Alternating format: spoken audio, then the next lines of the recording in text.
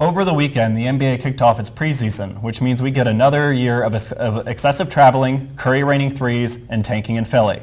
So I'm here with our two NBA experts, Matt and Ennis, to preview the upcoming NBA season. So let's get started, going with the most surprising team this upcoming year. I think we should expect the Phoenix Suns to nearly double their win total from last year. They get Brandon Knight and Eric Bledsoe back from injuries. The two of them missed nearly 80 games last year. They won't have head coaching questions last year like they did with Jeff Hornacek getting fired mid-season. I don't know about that. Earl Watson really hasn't been he's a new coach. All the reports from training camp have the players are rallying around him and they're looking forward to playing for him. I still think he has a lot to prove. It's a new coach coming into a new situation. We'll see what happens. All right, so who are you going with? Who's your most surprising team? I'm going to go with the Utah Jazz this year, and the reason why I'm going with them, Quinn Snyder, he's improved defense tremendously in just his two-year tenure. 3 years ago, this team was at the bottom of the league, and just 2 years, they were. Yeah, my bad. All right, well, there you have it from the most surprising team. Let's move on to a player you're most looking forward to seeing this upcoming season.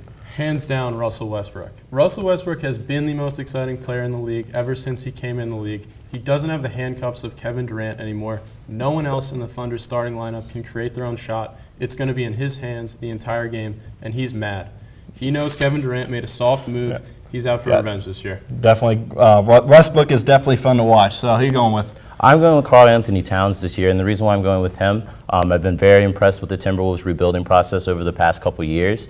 He's shown that he can score at the NBA level. There were some questions there, and I think this team could really build around him and Wiggins this year. But with Tom Thibodeau coming in, we know Tom Thibodeau doesn't like young guys. You have to wonder, is he going to limit Karl Anthony Towns' production this year and put the ball in the hands of the veterans? Well, I don't think he will. I think he showed his ability to score last year. He averaged 18.3 points a game. And I think him and Wiggins are going to blend well. I definitely got to go with Ennis on this one. Karl did do well last year, and looking forward to seeing what he has to offer. Now, final question, biggest one. Can anyone stop Golden State and Cleveland from facing off for a third straight year? As much as I want to say yes to this question, no one is beating either of these teams. The Golden State Warriors made it 7 games in the NBA Finals, and they replaced their worst starter with the third best player in the NBA. In the East, LeBron James and the Cleveland Cavaliers, a clear ahead of everyone else in the East.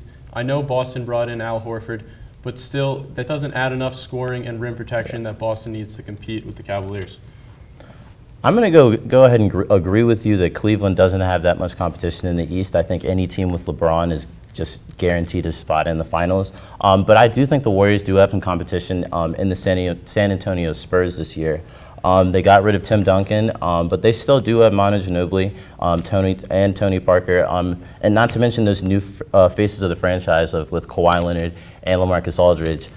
They acquired Pau Gasol in the offseason. And he's coming off a season where he just averaged a double-double. I think he's going to be good. Every single player you just named other than Kawhi Leonard is well over the age of 30. I think that's going to lead to huge problems trying to keep up with the Golden State Warriors in the playoffs. They're too young. They run too much. I think it's a matchup problem. Yeah, I don't see anyone stopping these two teams from facing off for a third year. But, that's all the time we have for this episode of 101 Sports Webcast. If you missed anything, be sure to check us out on YouTube or Twitter at 101 Sports. On behalf of our talent and crew, thanks for watching, and until next time, whose side are you on?